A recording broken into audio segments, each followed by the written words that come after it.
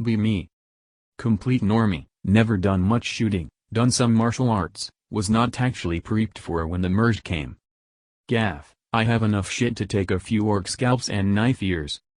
Load up my RNG-19, but my prized possession is Martini. Sporterized Leno 4MK1 my brother gave me a few years before the merge.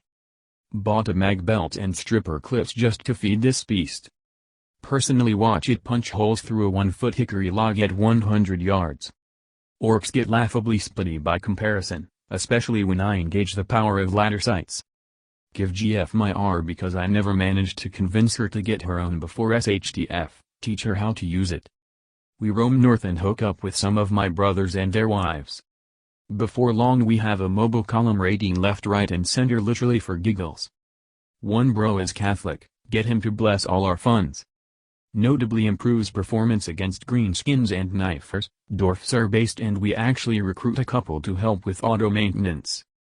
Literally only took one afternoon of feeding them all the beer and tools we could find and the goddamn cavages knew our cars better than we did. They have no idea what a Jew is, we told them that it's a rare and cunning vermin animal. They love the comparison, say they like the idea of being an animal that's hard to exterminate. We now call them cave Jews to their face. They laugh. Kick. One day hit a roadblock. Fussin' knifers outside Ann Arbor trying to extract an entrance toll. Catholic bro steps up, demands to speak with their superior. You can speak with us. Cathbro pulls his sanctified revolver. And you can speak with my God. Knifer down. Martini voices his opinions, 2 more knifers down. We roll in, literally nobody else gives a fuck. Find one of the last operational bars in town, get plastered, gabash a few more knifers, roll out 2 days later. Life post-merge is comfy f/k/om raids. Storytime before this thread auto-sages out. Be me, 18, working night shift. Live on outcropping over steep ravine. Woods are about 100 acres, mostly steep, clay-riddled soil and dense wetland undergrowth. Dad tells me dogs are hitting on something around the fence line. Every night, duct tape flashlight to shotgun and sweep the yard before letting the dogs out. Used the best flashlight so Dad takes it off every morning and sweeps with .44 mag. Keeps it in his bedside table so can't use that. Lazy one night, grab flashlight and step out back door. Back door junk pile has a busted croquet set. And one unblemished green mallet. White trash mjolnir.jpg. Sweep fence line casually, don't think about making noise to spook something off. Make it to back of yard with trail that goes down into ravine. Shining light almost straight down, realize there is a bobcat crouched into the hollow behind a root about 2 feet in front of me. Neither of us planned for this. We stare awkwardly, unsure of how to progress. Bobcat decides to bare its teeth and growl, getting low to the ground. Hammer time. Web. I foist my garbage mallet aloft and bring it down hard on the bobcat's head. Bobcat's face hits dirt, and it stands straight up and stares at me. Why have you done this? Gif. After another awkward stare, I decide round 2 is upon us and raise my hammer again. Bobcat bails. Not down the trail, no. Bobcat had enough of my shit and launches off the outcropping. Doesn't stop running, thrashing brush fades into the distance. Wait 20 minutes to let dogs out and they still freak out. Bobcat never came back though. It seemed sensible enough, we just had a disagreement. You're going to be just fine 99.9% of the time simply because dead men tell no tales. These mountain hobos you and others are talking about are very real and very problematic. I'll greentext some encounters, stories I have of them. My first real encounter with one. Be me 17, summertime on a hike in not so popular state park. 3/3 days 5 miles out from trailhead. Cresting a hill. Seabirds of carrion circling, lots of them. Can't see what they're circling, but it's in the direction I'm heading. I'll see soon enough. Crest next hill looking down into prairie, scrub brush area.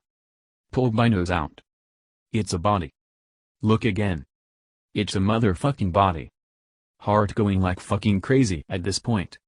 Hit the dirt, couldn't move for what felt like an eternity. Get back up, look again. It's still a body. Unsure what to do. Things don't seem right. Circle in a little closer into the 3 o'clock position, had been at the 6 o'clock when I saw the body. About 250 yards away with 12x binos, see that the person ran into the area out of the tree line another 200 yards away, collapsed and crawled for a bit then bled out.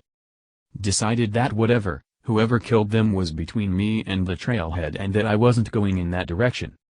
Still plenty of daylight going to head east, trailhead was NW, till I hit a state road 9 miles away. Got to state road, start hitching back to town the trailhead is outside of. Get into town, go to police station to report the body. Turns out that it was some serial rapist who had run up on a couple he thought was unarmed, they weren't, guy took 2 in the gut and bled out. No pic of it but here goes. Be me and younger and dumber. Lived with parents in a neighborhood in the south.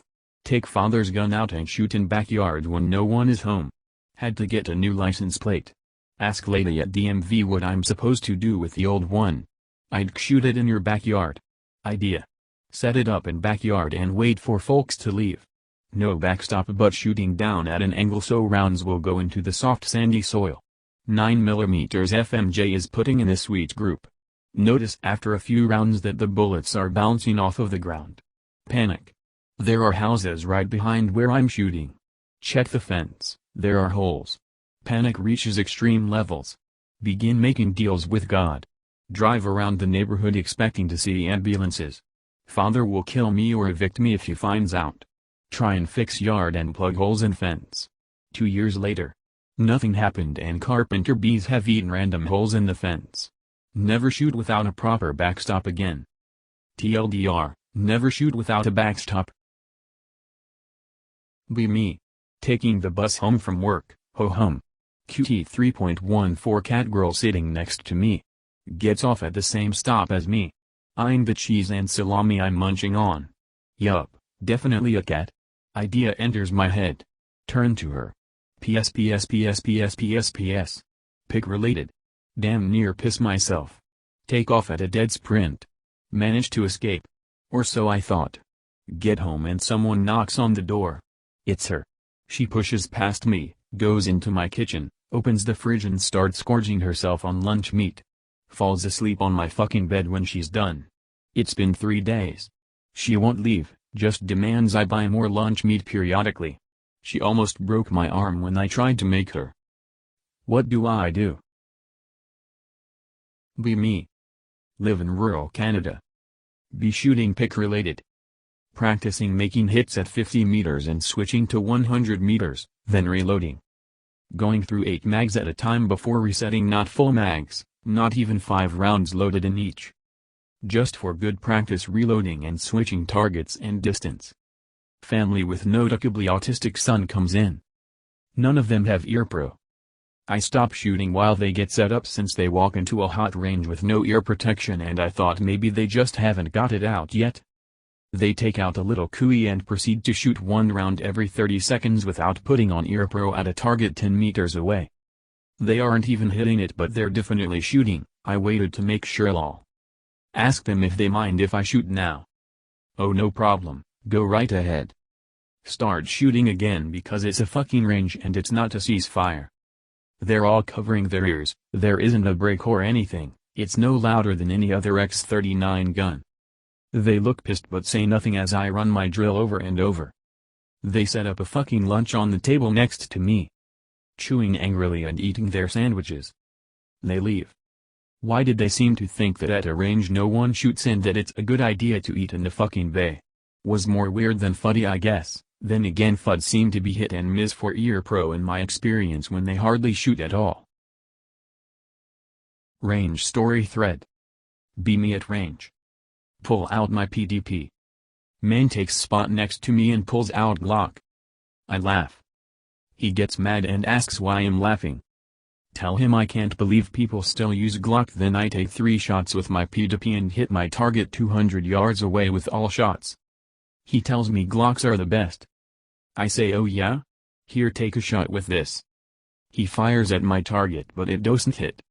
See I missed he says as he hands me my gun back and goes back to playing with his Glock. 5 minutes later a cop pulls up with a bullet and asks who's using this round. Bullet is clearly what I'm using. Tell the cop I am, but all 3 of my shots are in the target, must have come from that guy as I point to the Glock boy. Cop approaches him. Son, I want to shake your hand. That round hit a man who was about to set a school bus full of children on fire while holding a dead man switch attached to a bomb that was planted in a nearby hospital.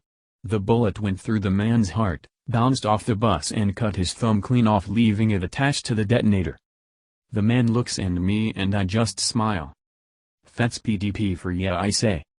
Man throws his Glock into the trash and says he will buy one immediately. You probably run it way too wet. Did you put a drop of oil in there? If so, no wonder it jams every other round. Get DLP wipes and wipe it clean, problem solved. 10/22s jam like fucking mad if there's even half a drop more of oil than there needs to be. Be me. Buy 1022. Fucking runs like ass, stovepipe or F2 F9 out of 10 shots in a mag. WTF sad.gif. Clean it for hours. Start changing parts. Buy 8 different mags for it. Fucking runs like trash, James Clear easy but runs like trash. But Otis brand CLP wipes one day. Wipe it down to keep it nice and new as I do all my guns. Suddenly working flawlessly. Add oil again and it's insta-fucked. And could I be learning a pattern here? A year or 2 later and this shit runs pretty damn smooth now that I've learned how to clean it to its liking. Seriously, I hope that helps you and on. Literally every single friend I have that's bought a 1022 since 2015 has had the same issues, and every time I wipe it dry then wipe it down with a CLP wet wipe leaving a thin but present coat of oils and bam, problem solved every time. Seriously, I hope this helps you or someone else with their 1022. So now I have a Gucci 1022 because I figured out how to get it working good and it's awesome, and people usually say pretty good things about my Gucci 1022. For the record, when I clean it properly I probably get 1 or 2 gems per 150 rounds if using cheaper bulk ammo, maybe once in 500-750 if using better ammo like Minimag or Stingers. Also the parts I changed. Bolt lock to a pull and release style one. Put in a vol quartz and firing pin and extractor.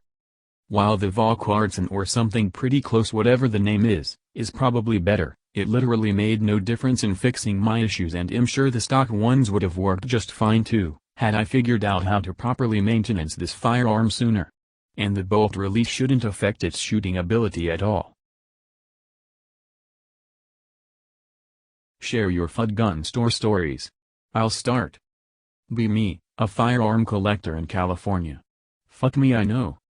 Have FFL03, collector's license, and California's Stupid Co. certificate of eligibility. See cool old shotgun on sale on CalGuns, our state's gun owner forum. Has some surface rust, but priced right for a fun old shooter. Contact seller, hash out the details, and agree on price. Seller has an FFL03 and Co. too, so he knows we can just trade the gun in person without having to do an PPT or anything. Great. I've had some FUDs refuse to deal with me because they think I'm a criminal or a fed. Seller wants to meet halfway at this small town. I say okay as I'll check a gun store there I went to back in 2019. Let's call it Gary's. I didn't meet the owner Gary himself last time I went, but instead had a chill conversation with a cool old employee. Seller wants to visit Gary's after the sale as well, so he wants to meet up in their parking lot. Kind of weird, but I guess that's not a bad place to do the deal as it is in a quiet area. Plus, being a gun store owner, Gary should know we are on the up and up. Oh, how wrong I was. So we arrive and we are starting the paperwork in the parking lot when Gary comes running outside that the neighboring offices are going to call down the cops on him and close his store if we do this outside. What we are doing is legal, and as we are still in COVID times all the offices are empty, but hey, I get that he doesn't want to risk any drama from Califax. Fair enough. The seller suggests we do it inside his store. Gary reluctantly agrees. But the entire time he is going on a rant that the ATF and DOJ are going to bust down our doors for doing this. We are trying to fill out the paperwork between ourselves, taking turns trying to explain that we both have FFL03s and COs and that this is a C&R shotgun. Therefore it's totally legal. Candid. Be me. 2013 in very bad part of town near my house. The kind of area where drive-through workers are shot for wrong orders, literally. The same block a liquor store that continually has people murdered in the parking lot. The same block has a crack hotel. Also happens to have a very large well-kept Exxon and is right off the interstate. Looks can be deceiving, this gas station turns into a jungle every night. Anyways, be me, 11 p.m., decided to keep Mu 1911 visible for the pumping because there are crackheads about and don't want to present an easy target. A wild Prius with EO plates arrives. Faggot hipster in flannel, skinny jeans and a beanie gets out and pumps gas near me. Hear a voice, "Hey, are you supposed to have that?" Finish pumping, turn around, say I'm leaving, good luck alone. Drive off. Notice Prius pulling out after me, he must not have even gotten gas.